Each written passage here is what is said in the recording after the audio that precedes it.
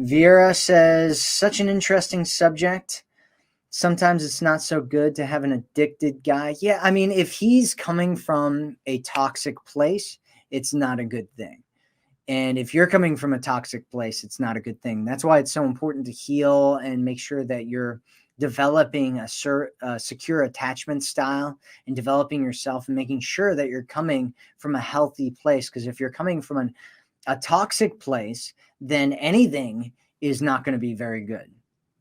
Everything's going to be bad. Everything's going to be a problem. If he's coming from a toxic place, everything is going to be a problem for him.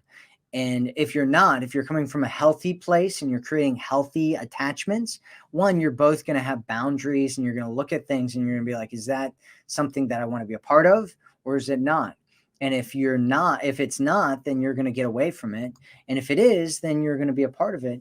And you want to make sure that you're both coming from healthy places, and that if he's got toxic things, that's why it's important to wait.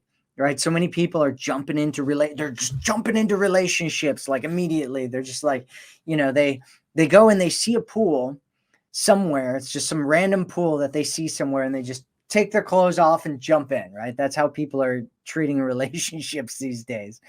And then they jump in the water and they find out it's freezing cold in the water, and they're like, oh, or they want to get out, or they find out there's like a bunch of sludge in the water. It's like really gross water.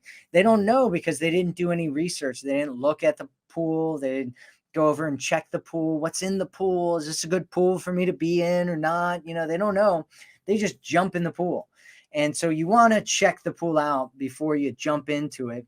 And that takes time sometimes. And so it's important to make sure you're taking your time